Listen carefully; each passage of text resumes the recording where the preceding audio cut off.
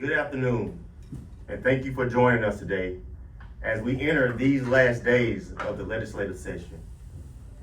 I'm Representative Jeremy Gray from House District 83, and I serve the people of Lee and Russell counties. Let me begin by saying that we are truly living in unprecedented and chaotic times, especially over this last past year. I say that because instead of prices coming down on day one of this administration as they're promised, we're facing increasingly negative economic uncertainties. This downward economic spiral began with the reckless DOGE cuts, followed by the longest shutdown in government history. And then now we find ourselves in an unpopular war that's putting American lives at risk. One that Congress did not approve, and one that has gas prices going through the roof with no clear end in sight. Instead of doing anything to help struggling families, like many here in Alabama, this administration tariffs and reckless foreign policies continue to make a bad situation worse. We see it firsthand in Alabama. We saw how it affected thousands of families and children when SNAP benefits were cut. We're seeing it with skyrocketing health insurance premiums due to Trump's refusal to extend the ACA subsidies. Now hundreds of thousands of Alabamians have to choose between paying the rent, buying gas to get to work, or having health insurance.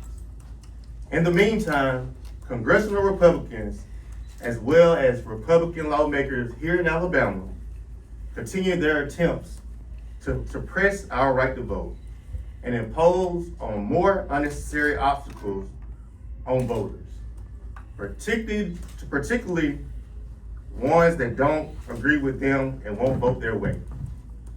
To be clear, voters are rightfully angry and frustrated because they made it perfectly clear that affordability was the biggest concern. It certainly wasn't using taxpayer dollars to rename the Gulf of Mexico or closing primaries elections for the sole purposes of disenfranchising independent voters. And it definitely wasn't putting Donald Trump's signature on a $10 bill, when $10 barely pays for lunch these days. But that's one of the many reasons that we saw huge crowds in Selma, Alabama, just a few weeks ago. There were everyday people from all walks of life marching peacefully together in solidarity and speaking out against the injustice during the 61st anniversary of Bloody Sunday. It's why 8 million people participated in over 3,200 No Kings protests last Saturday, all across the nation, including cities and towns throughout the state of Alabama. The anger and the frustration the people are feeling right now isn't new. That's why I and my House Democratic colleagues made it clear to the people of Alabama that we were listening and ready to take down and bring down the cost of living. We've introduced legislation to improve affordability, such as the Alabama Agricultural Enhancement Program and legislative packages of multiple bills to bring tariff relief, economic rural development throughout the state of Alabama. Unfortunately, Republicans continue to prioritize politics over people. That's why Rep. Ansler's lottery bill hasn't been heard in committee. The same is true of Rep. Clark's Alabama Voting Rights Act. But mandating school prayer and dispensing ivermectin without a prescription seems to be far more important to Republicans than funding public schools or protecting your voting rights. Their insistence on political posturing is why there are so many few bills that have actually made it to the House and Senate floor for debate, much less a vote. They don't seem to care too much about economic consequences of hard-working Alabamians as the cost of everything continues to rise each and every day. Instead, they are trying to consolidate the political power by restructuring how board members are appointed, by putting powers in the hands of politicians instead of the people. Just like they did last session with the Birmingham Water Works Board and now with the Alabama Department of Archives. None of this is gonna make housing more affordable or bring down your water bill or offset rising inflation at the grocery store. So with the few days that we do have left in this legislative session, I urge my colleagues on the other side of the aisle to listen to the people of Alabama. They are tired of the political gamesmanship and the distractions, and it's time for us to take immediate action, because the only thing that is cheap right now is talk. And that's a change, and that needs to change before it's too late. Thank you. I'd like to introduce my colleague from House District 84, representing Barber, Bullock, and Russell counties, Representative Barry Forte.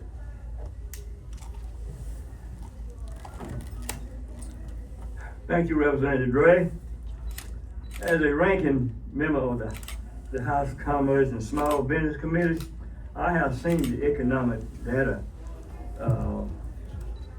but I can agree that we are in an unprecedented time.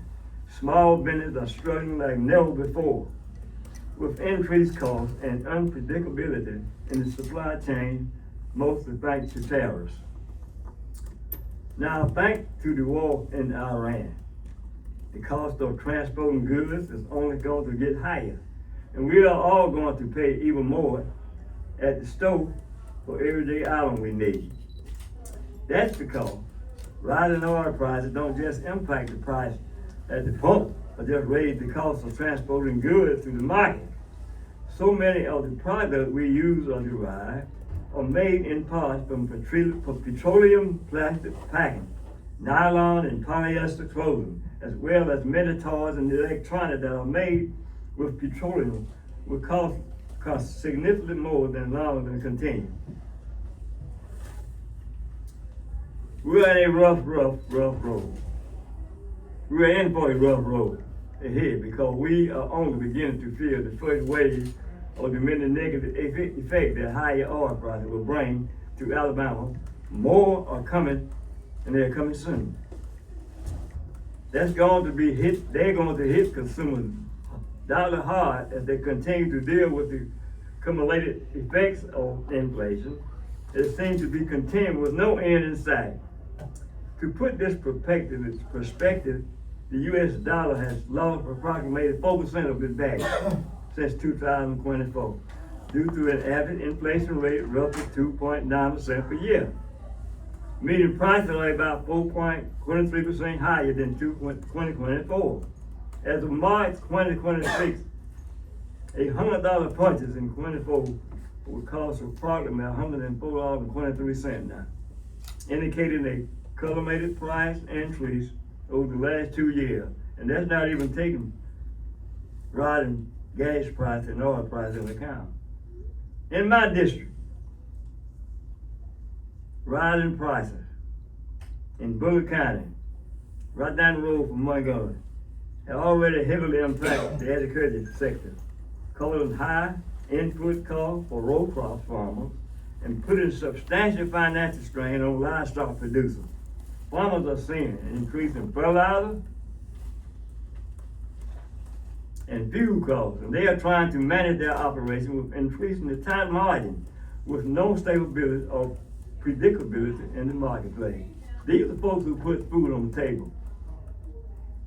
Unfortunately, Representative Dre pointed out, the House Democratic caucus had tried to address these issues with meaningful and targeted legislation to bring significant relief to the farmer. But these bills has been sidelined by the Republican supermajority. In fact, they are not only ignorant to the plight of small farmers in Alabama, they are pushing an agenda that will suffer, will further harm them. I say that because of their support of S. Bill 71, a Republican-sponsored bill now enacted into law, which effectively gut environmental regulation in our state. Notable, they did this the same time the Trump administration neutered the Environmental Protection Agency. Make no mistake, this will have a severe effect and negative impact on agriculture, not to mention our public health. Because industrial polluters now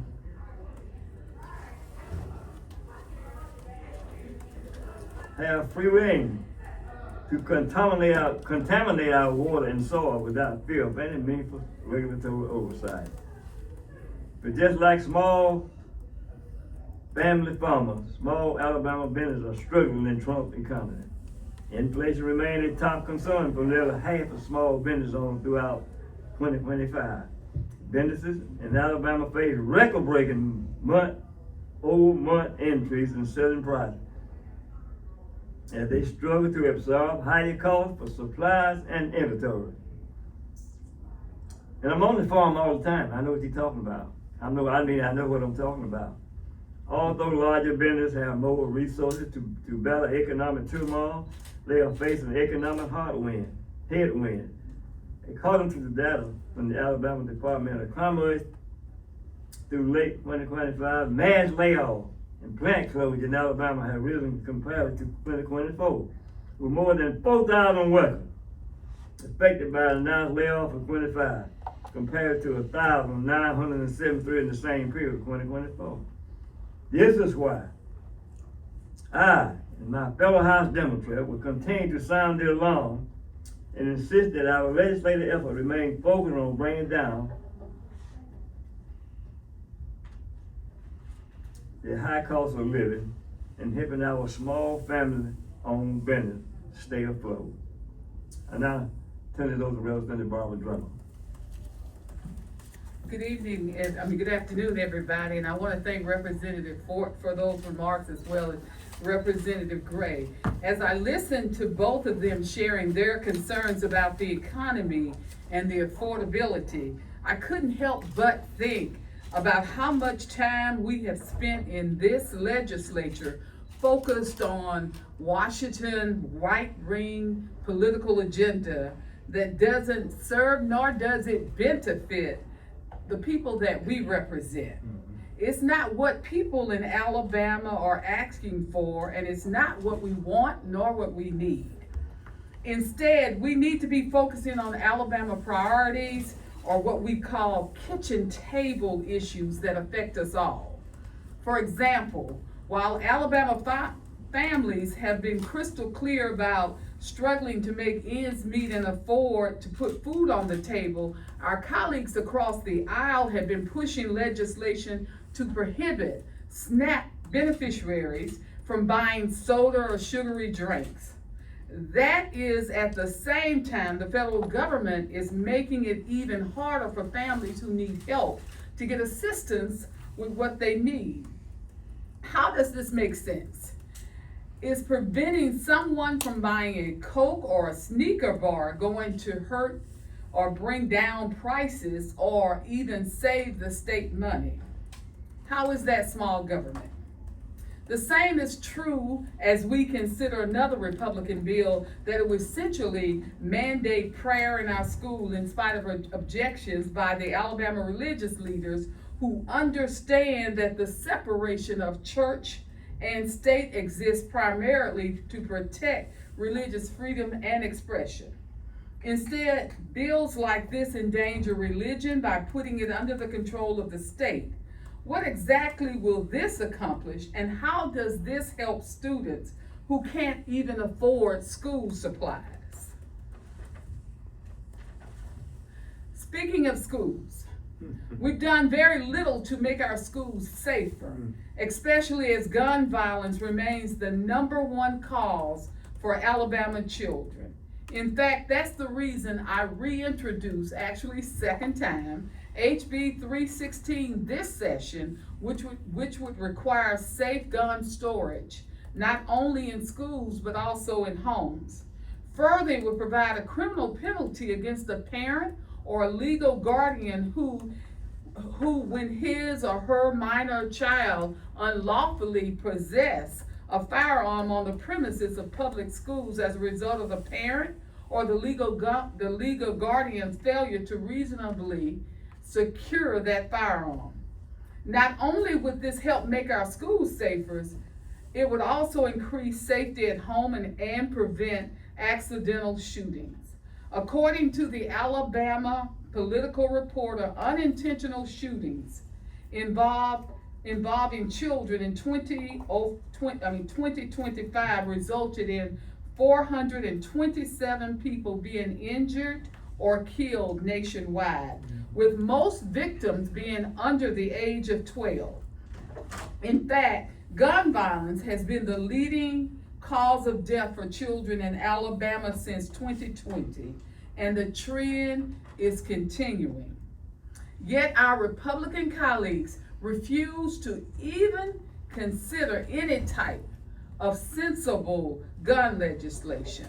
And this is a piece of legislation that even some Republicans behind the scenes and in the media, who are Republican right-wing media organizations, say this is common sense. It was not taking away anybody's Second Amendment right.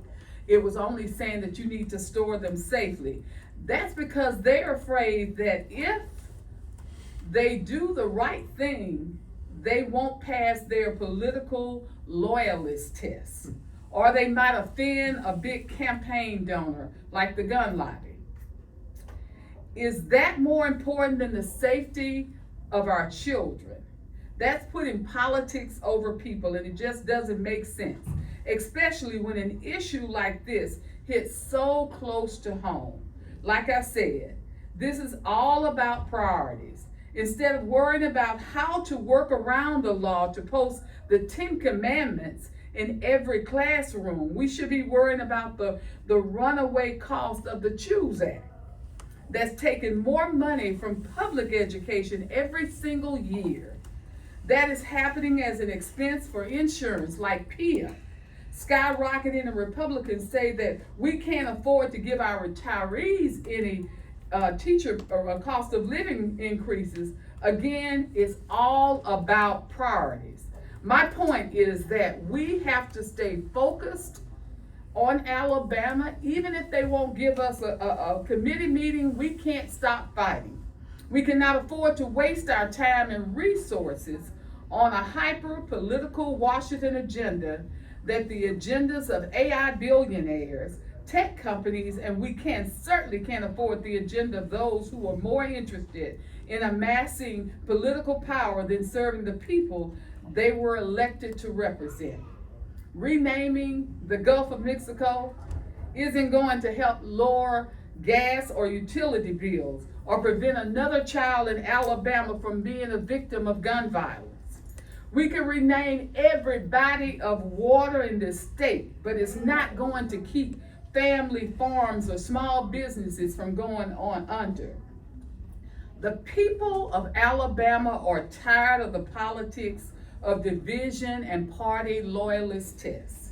They're exhausted by laws that are consistently making it harder for them to vote. Instead, they have been loud about the fact that they want is real and practical solutions to problems that are affecting their daily lives. So as we enter the final days of this legislative session, let's remember the priorities of the people we serve. Let's work on bringing down costs, improving public safety, supporting public education, protecting voting rights, and ensuring that our justice system is humane and fair, and making sure that we are doing everything we possibly can for the working people of the state of Alabama. I am really fortunate today in the people's house, which is their house. We now have the communication workers who are here. and we have union that is going to be represented throughout the day. So we're pleased to have them here because Democrats stand for the working man. We want to thank you. We're happy to answer any questions you may have, but that is what we are faced with right now. We're not going to give up the fight. Thank you. Are there any questions? With so many bills being sidelined, can you explain how this plays into the discussion over filibustering that's been happening in the House recently? Well, we got to make sure that the people's voices are going to be heard. And that's why you're seeing a lot of filibustering going on. I mean, you know, we have been successful in sidelining a few things. You know, a lot of people I know in my district as well as in many of our members' districts will ask you what bills you passed. We tell them you need to look at the bills that didn't make it because that took a lot of hard work to keep them from passing. And we've seen a whole lot of regressive things that are passing through this body that don't have any impact on the kitchen table issues. And we kept citing the Gulf of Mexico. I live in Mobile. We sat on the Gulf. I can tell you by renaming the Gulf of Mexico, because of what Washington did, is not going to bring down the cost of gasoline, which is almost $4. It is not going to bring down the price of when that mom, that dad has to go to the grocery store. It's not going to help that retiree be able to afford to go and do all of those things because we can't give them a cost of living raise. So those are the kinds of issues that we're talking about. We still need to make sure that the people's voices are being heard and they're being heard without political party ideology, because that's what we're experiencing now. And can you provide a little bit of context as to what, how many of these common sense bills, these kitchen table bills, would you say that Democrats have introduced that have actually been taken up and had some steam behind them? One was yesterday. I'll give you a prime example. On yesterday, you saw Representative Lomax's overtime bill. If you remember, our leader, Representative Anthony Daniels, championing the overtime bill for the working people of Alabama. It was quite successful. They liked it, but they sunset it. Also, taxes off of foods, sales taxes off of food. Those were not those were issues that were brought up about the Democrats over and over again, going all the way to former Representative John Knight out of Montgomery.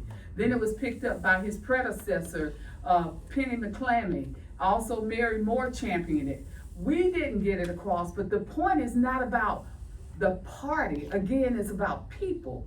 So yesterday, we saw not the giant steps that Representative Daniels wanted for his overtime, but next year, we're gonna come back even harder, and if we can keep getting it over and over again, we got $1,000. Next year, we'll ask for more. If you saw on yesterday, we had, as a matter of fact, Representative Marilyn Lands came back and wanted to increase it to $5,000. Then she dropped it down to $2,500. Those are the kind of things that are making a difference. We, the Democrats, are coming up with good, sensible legislation. We're in a super minority position, but the other side is listening to us. They came and they took off 6 months of sales taxes off of food, which starts May 1 through, I think, June. Hopefully in the next quadrennium, the people of Alabama will see that entire issue be a permanent, not a temporary. But that's because Democrats put that legislation on the table. Ms. Drummond, do you think that the governor's illness will have any impact on the remaining days of the session? I do not, because the governor has already given, and we certainly wish her speedy recovery, but her agenda has already been set, and we're carrying it out right now, so I don't think that it will have any impact. Right now, what you're seeing that is going through the Senate as well as through the House is legislation that has been thought out by both sides who are presenting it. So I really don't. We want her to of course, get well and to get back to the state of Alabama. And again, we want to continue the business of the people. That's what we want to do. Thank you, ma'am. I want to piggyback on the farmers I represent in my district. I represent 3 counties. And all 3 of the 3 large family farm in my district. It was passed down from one generation to the other. I was born and raised on one of those plantations, and I was talking to one of the brothers yesterday, and he says all he know to do farm. He can't get no loan. Gasoline going so high he can't hardly pay for it. These big tractors he got, he got a bunch of tractors, the whole farm the whole family run the farm. And they are hurting. They are hurting. I said, nothing I can do in Montgomery, the federal government turn you down for loan. I don't know what we can do about it. They didn't want to put food on the table. So again, my heart goes out for the farmers. That's why I was born and raised. I know all about farming. Know a little bit about it now, because everything is automatic and everything is very, very expensive. Are there any other questions? Yes, sir. I just, sorry, one more question on the filibustering. You know, with all these sideline bills, what would it take to see from the Republican Party at this point in the legislature to put a stop to that, as far as what you guys would need? What we will need? What you would need to see from the Republican Party in order to end the filibusters at this point in the legislature? Have heart for the people. Yeah. I mean, I really think that at this point, that again, Democrats are raising the issue. And it's time that we stop looking at party loyalists and start looking at what is going to affect those households, from the classroom all the way down to the kitchen table. Because we mentioned earlier about the CHOOSE Act, the budget has already passed. We understand the Senate is going to put some measures in to come up with a bonus for retirees. That is something that we have championed.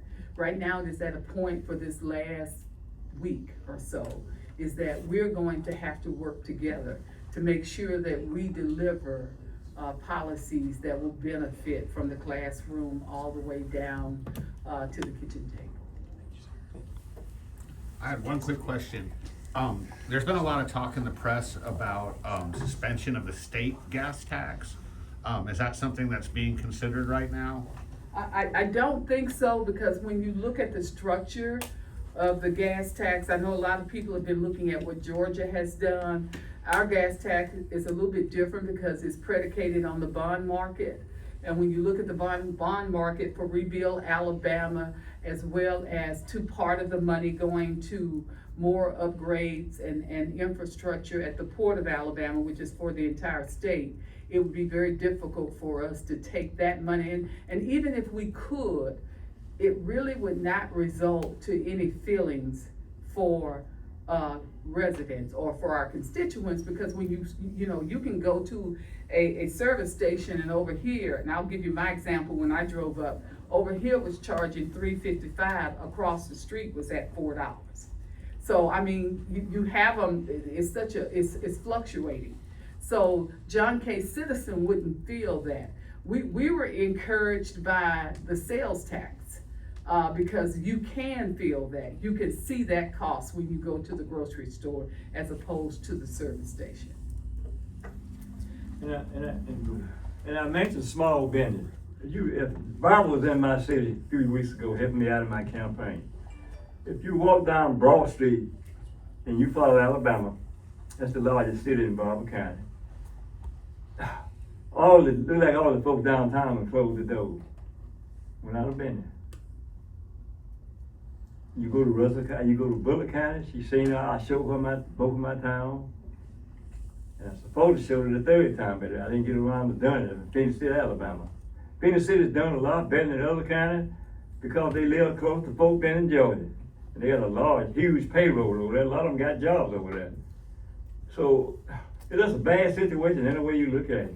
And these business, what I'm talking about, it used to be thriving business. That ain't been no 100 years ago. That was a few years ago, they were thriving business, now they closed the door. There are no other questions, and again, I want to go back and thank the CWA for being here with us, because when you look at Union in Alabama, they're much like us in a super minority position. Your strength and your resilience is going to pay off for the people, the working class of Alabama. So thank you all. Thank you.